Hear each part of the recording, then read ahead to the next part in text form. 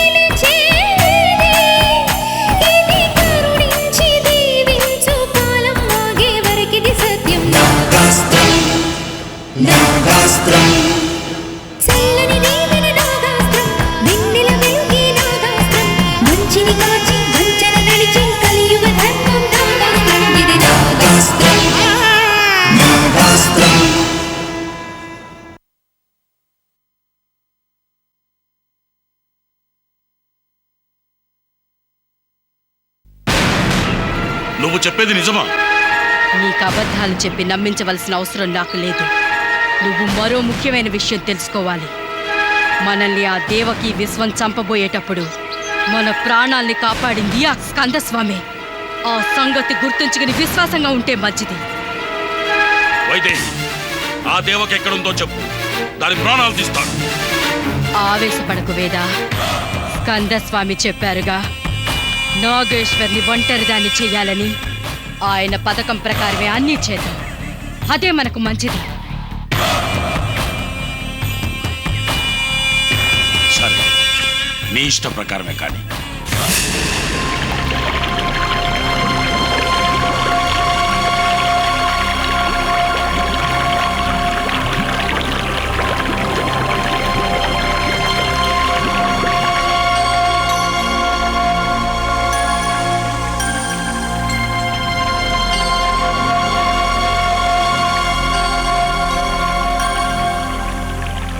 బాధపడకు నీలాక్షి.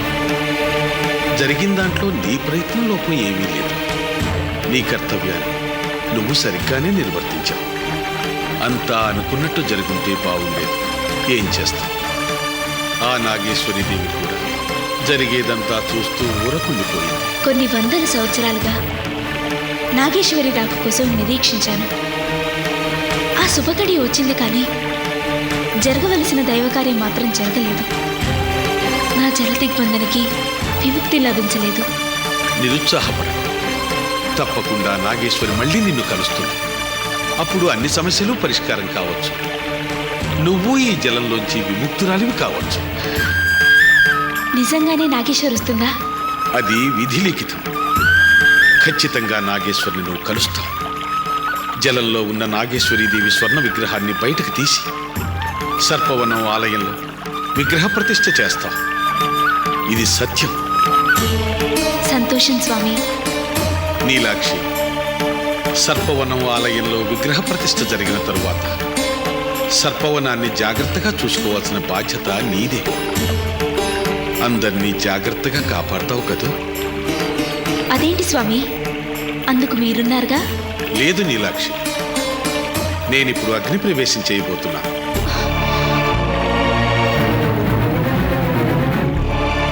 స్వామి, ఎందుకింతటి కఠినమైన నిర్ణయం తీసుకున్నారు? దైవం తీసుకునే నిర్ణయాలు సఫలం కానప్పుడు నాలాంటి వారు తీసుకునే నిర్ణయమే నేను తీసుకున్నాను. అది కాదు స్వామి. నా నిర్ణయంలో ఎలాంటి మార్పు రాదు. జాగ్రత్త. సర్పవనాన్ని నీకు అప్పగించి వెళుతున్నాను.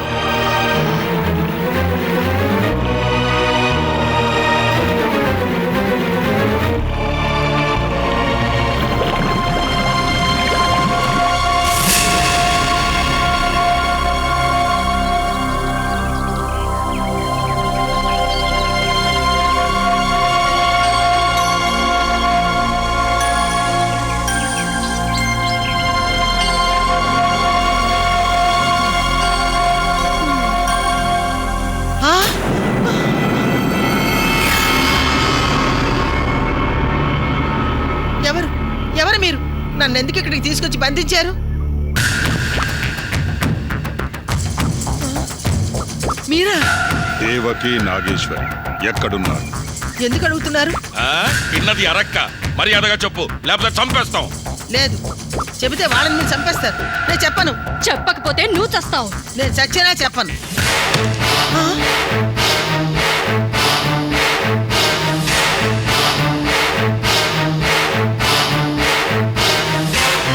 చెప్తా. దేవకి యాక్సిడెంట్ అయి కోమాలో ఉంది.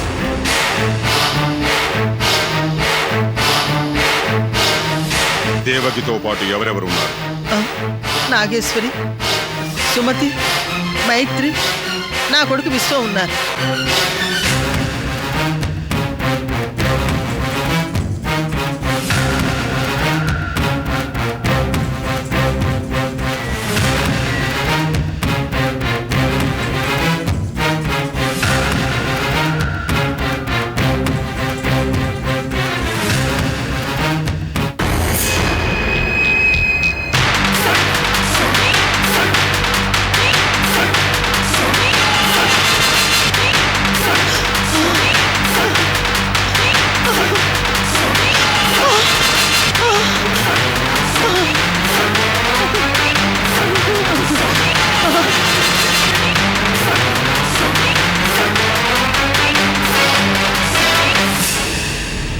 మనం దేవకి గురించి ఆలోచించాల్సిన పని లేదు. అది హాస్పిటల్లో కోమాలో ఉంది. ఇప్పుడు మనం రెండో బావుని కదపాలి.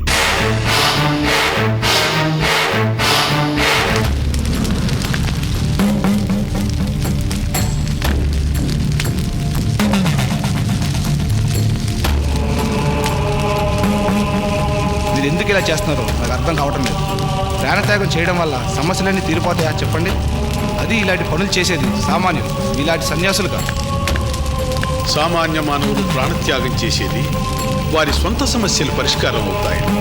కానీ నేను ప్రాణత్యాగం చేస్తోంది నా కోసం కాదు, ధర్మం కోసం. ధర్మం జయించని రోజున నాలాంటి వాళ్ళు ప్రాణంతో ఉండటం దండగ. అధర్మం నన్ను చూసి వికటాటహాసం చేస్తుంటే చూస్తూ సహించే శక్తి నాకు లేదు. మీరు ఎన్నైనా చెప్పండి, మీరు చేసే పని నాకు నచ్చడం లేదు. దయచేసి మీ ఆలోచనలు విరమించుకోండి. ఎందుకు విరమించుకోవాలి? అసలు తప్పంతా ఆతలిది.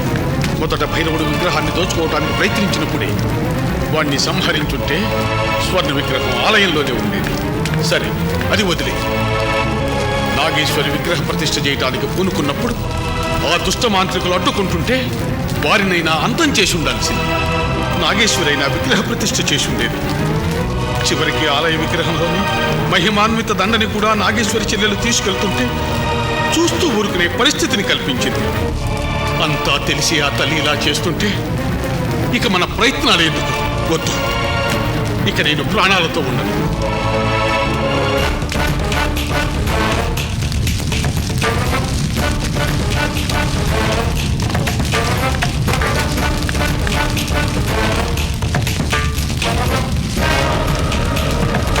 ఆగు సన్యాసి.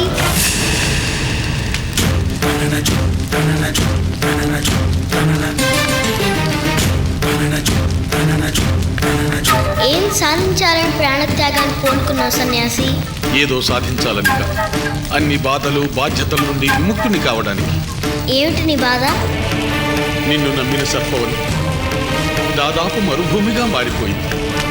ఆకలి చావులు అన్యాయాలతో నిండిపోయింది. అంతా చూస్తూ ఏమీ చేయలేకపోతున్నాను. ధర్మం 4 పాదాల నడుస్తున్న సర్పవనంలో నేడు ధర్మానికి స్థానమే లేకుండా పోయింది. దైవాన్ని కొలిచే నాలాంటి వారికి ఇంతకంటే అవమానం లేదు. అందుకే ప్రాణత్యాగం చేస్తున్నాను. ధర్మం జయించడం లేదనేనా నీ బాధ? అవును. ధర్మ పోరాటం జరగకుండా ఏనాడైనా ధర్మం జయించిందా? పురాణ కాలం నుండి నేటి వరకు ధర్మమే జయిస్తుంది. కాకపోతే ధర్మం కోసం పోరాడాల్సి వస్తుంది. భారత యుద్ధం జరిగిన తర్వాతే ధర్మం జయించింది. కానీ అంతకంటే ముందు ఎన్ని కుట్రలు, కుతంత్రాలు, పథకాలు, పన్నాగాలు జరిగాయి. ఇది అలాగే. ఇప్పటికే పలుమార్లు ఈ విషయంగా నీకు నాకు వాద ప్రతివాదాలు జరిగాయి. ఇప్పుడు నేను నీతో వాదించదలుచుకోలేదు. ఆజ్ఞాపిస్తున్నా, నీ ప్రయత్నం విరమించుకో. ధర్మం తప్పకుండా చేయిస్తుంది. అంతవరకు ఓపికగా ఎదురు చూడు.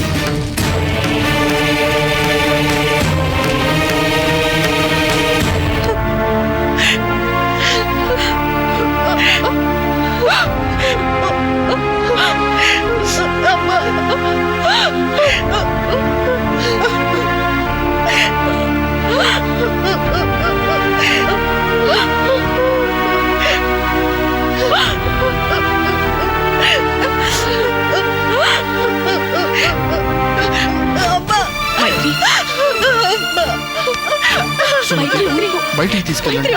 మైత్రి, మైత్రి, మైత్రి, మైత్రి, మైత్రి, మైత్రి, ఊరుకో. మైత్రి, ఏం కాదు.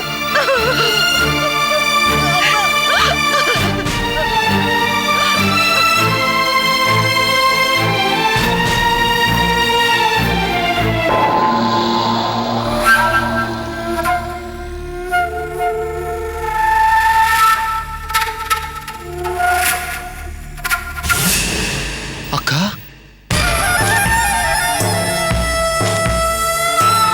నువ్వు కోమా నుంచి బయటపడ్డాననుకుంటున్నావా? మరి అసలు నేను కోమాలోకి వెళ్ళుంటేగా. ఏంటక్క నువ్వనేది? నేను సేఫ్గా ఉండడం కోసమే కోమాలో ఉన్నట్టుగా నటిస్తున్నాను. అసలు నీకేం ప్రమాదం ముంచుకొచ్చిందని సేఫ్టీ గురించి ఇలా చేస్తున్నావు? నేను వేద వైదేహిలను చంపాలనుకున్నాను, కానీ వాళ్ళు ప్రాణాలతో బయటపడ్డారు. గాయపడ్డ పులి ఊరికే ఉంటుందా? సమయం చూసి పంజా విసురుతుంది. వాళ్ళ పంజాకి దొరకకుండా నా ప్రాణాలు కాపాడుకోవడం కోసమే కోమాలో ఉన్నట్టుగా నటిస్తున్నాను. మరి వాళ్ళు నన్ను చంపాలనుకుంటారు కదక్క. నువ్వెలాగైనా ప్రాణాలు కాపాడుకోగలవన్న నమ్మకం నాకుంది. నా సంగతేమో కానీ నువ్వు కోమాలో ఉండడమే మంచిది. ఎందుకంటే మైత్రికి నీ గురించి అంతా తెలిసిపోయింది. ఎలా? అమ్మ నోరు జారి అంతా చెప్పేసింది. మళ్ళీ ఏదో చెప్పి మేనేజ్ చేసింది. కానీ మైత్రి ఎంతవరకు నమ్మిందో మనకు తెలియదు కదా.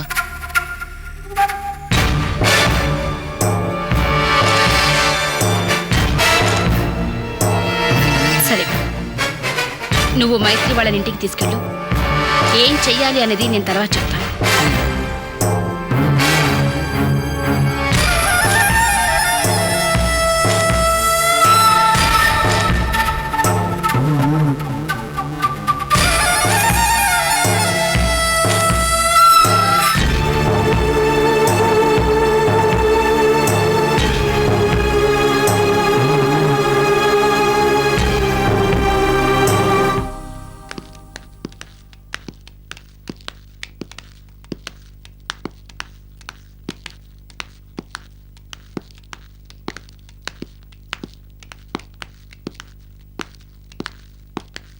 అమ్మా అమ్మా అమ్మమ్మా, తలుపులు తెచ్చిపెట్టి ఎక్కడికి వెళ్ళింది ముసల్ది? మేడ మీద గదిలో ఉందేమో. నేను వెళ్ళి కాఫీ కలుపుకొస్తాను.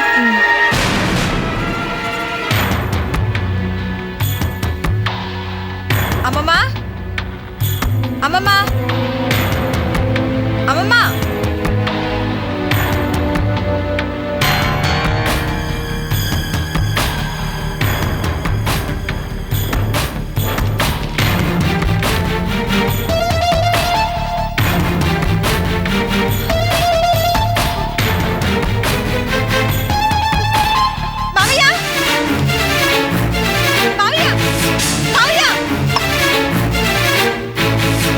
ఏంటమ్మా? ఇది చూడు.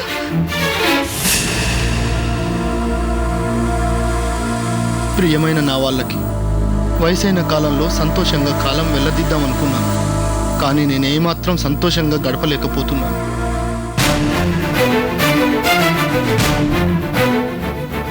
నా వాళ్ళందరూ కష్టాలు పడుతుంటే చూస్తూ ఎలా సంతోషంగా ఉండగలను? అల్లుడు ఏమయ్యాడో తెలియదు. ప్రాణంగా పెంచుకున్న నా కూతురు జీవోత్సవంలా కోమాలో పడి ఉంది. నా చిన్న మనవరాలు జీవితం మొదలు కాకముందే అంతమైపోయింది. ఇంకా ఇవన్నీ చూస్తూ బ్రతికే శక్తి నాకు లేదు. అందుకే అందరికీ దూరంగా వెళ్ళిపోతున్నాను. దయచేసి నా కోసం వెతక్కండి. మావయ్య, అమ్మమ్మ ఎంత దూరం వెళ్ళుండదు. పదండి, వెళ్ళి వెతుకుదాం. అలాగే వెళ్ళి వెతుకుదాం. కానీ నువ్వు ఇంట్లోనే ఉండు. నువ్వు అడుగు బయట పెడితే మళ్ళీ ఏదైనా కొత్త సమస్య పుట్టుకు రావచ్చు. నేను మైత్రి వెళ్ళి అమ్మమ్మని వెతికి తీసుకొస్తాం. సుమతి, నువ్వు నాగేశ్వర్కి తోడుగా ఇక్కడే ఉండు. మైత్రి, నువ్వు వెళ్ళి అమ్మ ఫోటోలు ఏమైనా ఉంటే పట్రా. అలాగే. నాగేశ్వరి, నువ్వు ఎట్టి పరిస్థితుల్లోనూ బయటికి వెళ్ళకూడదు. గుర్తుంచుకో. అలాగే. పదమావయ్య. వెళ్ళొస్తానమ్మా. సుమతి, ఇంటి దగ్గర జాగ్రత్త. వస్తానక్క.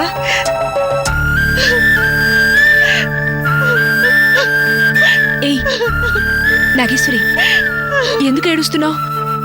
ఊరుకో. ఎందుకు ఇలా జరుగుతోంది సుమతి? మేమేం పాపం చేశాను మాకు ఇన్ని బాధలు? ఎందుకని ఇలా కష్టాల మీద కష్టాలు వస్తున్నాయి?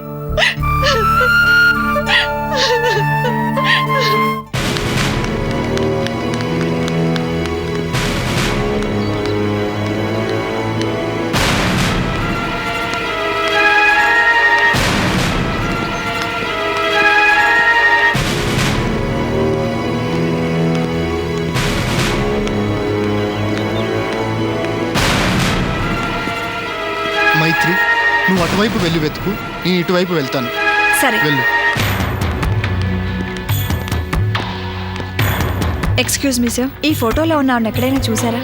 చూడలేదమ్మా. Thank you.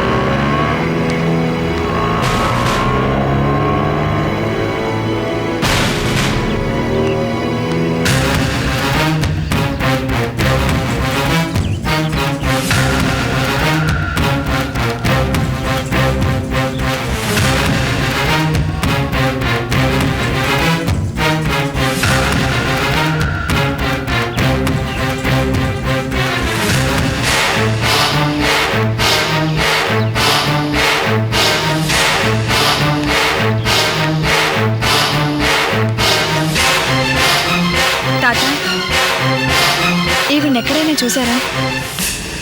ఈవిడ చూసారా? ఆ పొద్దున్నే రైలు పట్టాల మీద నిల్చొని ఉంటే చూశాను. అంటే మా అమ్మమ్మ. ఆహా, అలాంటిదేమీ లేదు. నేనే ఆవిడ్ని రక్షించి మా ఇంటికి తీసుకెళ్ళాను. వెళ్దాం పద. పదండి. రామ్మా.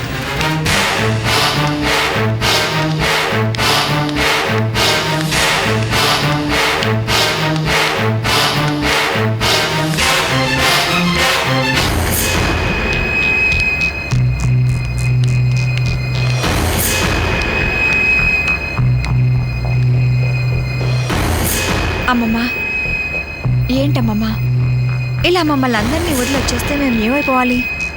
అసలు అమ్మని చూడకుండా ఒక్క క్షణం కూడా ఉండలేం దానివి. అలాంటిది కోమాలో ఉన్న అమ్మని చూడకుండా ఇలా జీవితం మీద విరక్తితో ఎలా వచ్చేసావు? పద, ఇంటికి వెళ్దాం.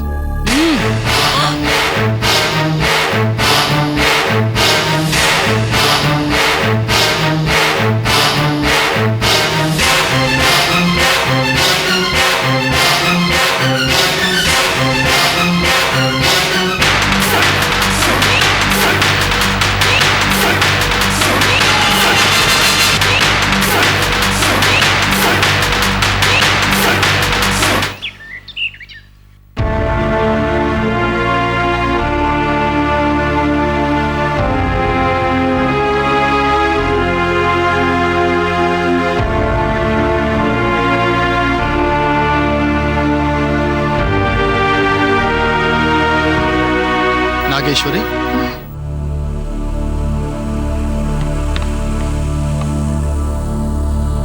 మావయ్య, అమ్మమ్మేది? మైత్రి తీసుకొస్తుందా?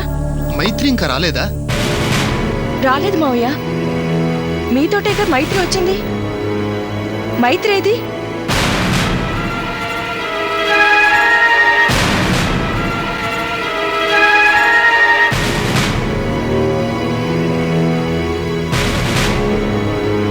మైత్రి నేను వేరువేరుగా వెతికాను. మైత్రికి అమ్మమ్మ కనిపిస్తే తీసుకుని ఇంటికి వచ్చేస్తానండి. ఇంకా రాలేదు అంటే ఎక్కడైనా వెతుకుతుందేమో. అదేంటి, ఆడపిల్లలు అలా ఒంటరిగా ఎందుకు వదిలొచ్చారు? మైత్రిని కూడా మీతో పాటు తీసుకెళ్లాల్సింది. ఇప్పుడు ఎక్కడుందో ఏంటో. కనీసం ఫోన్ చేసి ఎక్కడుందో చెప్పొచ్చుగా. నాగేశ్వరి, నువ్వేం కంగారు పడకు. నేను వెళ్ళి మైత్రి అమ్మమ్మ ఎక్కడున్నారో చూసి తీసుకొస్తాను. అలాగే.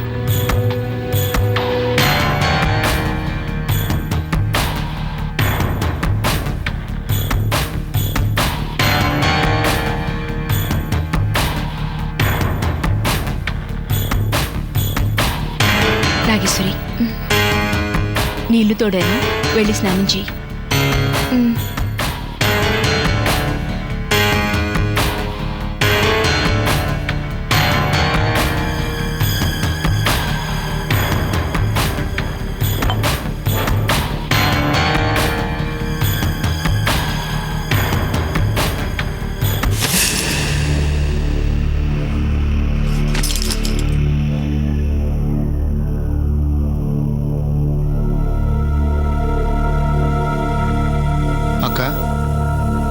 అక్క,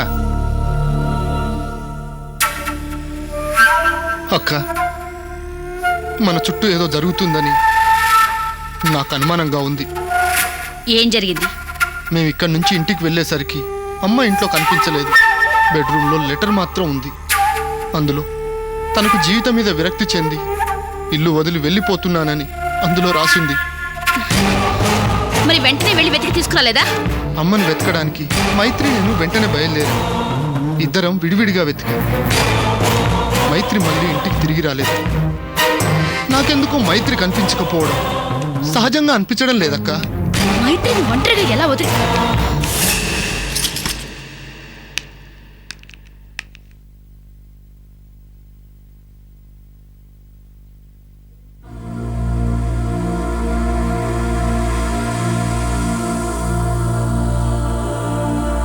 సిస్టర్, మా అక్క కోమాలో నుంచి ఎప్పుడు బయటకు వస్తుంది? పల్స్ రేట్ చాలా తక్కువగా ఉంది, ఇంకొంచెం టైం పడుతుంది.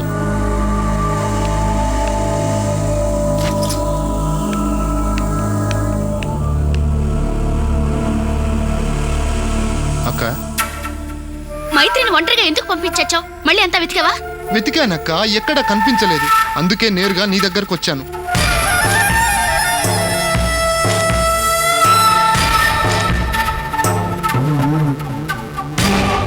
విశ్వం, నాకెందుకో ఇదంతా వైదేహి కాకుండా వేరే ఎవరో చేస్తున్నారనిపిస్తుంది. నా అంచనా ప్రకారం నాగేశ్వర్ని ఒంటరిదాన్ని చేయడానికే ఇదంతా చేస్తున్నారనుకుంటాను.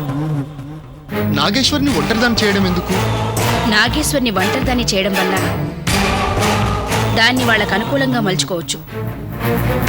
వాళ్ళు సర్పవనంకి చెందిన వాళ్ళైనా అయి ఉండొచ్చు, లేక వైదేహికి సంబంధించిన వాళ్ళైనా అయి ఉండొచ్చు. వాళ్ళెవరనేది నువ్వే తెలుసుకోవాలి. ఎలా అక్క? అది చాలా సులభం. నాగేశ్వరితో ఇప్పటి వరకు ఉన్నది నువ్వు, మైత్రి, సుమతి, అమ్మ. అమ్మని, మైత్రిని ఆల్రెడీ కిడ్నాప్ చేశారు. ఇక మిగిలింది నువ్వు, సుమతి. నెక్స్ట్ వాళ్ళ టార్గెట్ నువ్వు గాని సుమతి గాని అయి ఉండొచ్చు. నిన్ను నువ్వు జాగ్రత్తగా కాపాడుకుంటూ సుమతిని ఫాలో చేయి. సుమతిని మాయం చేయడానికి ఎవరైనా రావచ్చు. అప్పుడు వాళ్ళు ఎవరనేది తెలిసిపోతుంది.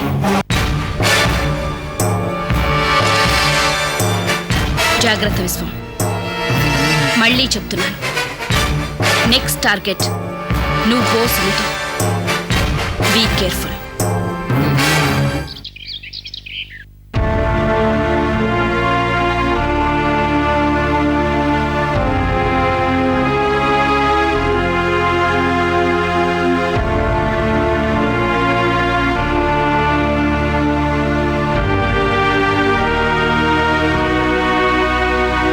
నాగేశ్వరి, ఎందుకిలా అదే పనిగా కూర్చొని ఆలోచిస్తూ మనసు పాడు చేసుకుంటావు? ఎలా ఆలోచించకుండా ఉండమంటావు సుమతి? అమ్మమ్మ, మైత్రి ఎక్కడున్నారో ఏంటో. ఎక్కడికి వెళ్ళుండరు. ఈ చుట్టుపక్కలే ఎక్కడో ఉండుంటారు.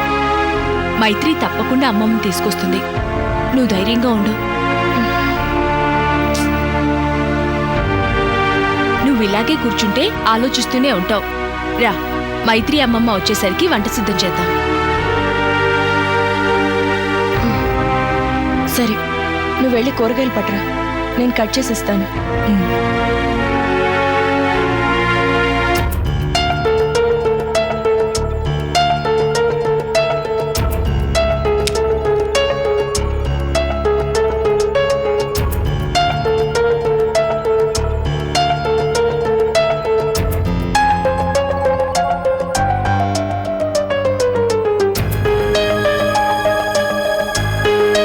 నాగేశ్వరి, కూరగాయలు లేవు, నేను మార్కెట్కి వెళ్ళి తీసుకొస్తాను. నువ్వు ఇంట్లోనే జాగ్రత్తగా ఉండు. అలాగే, నువ్వు వెళ్ళి త్వరగా వచ్చేసేయ్.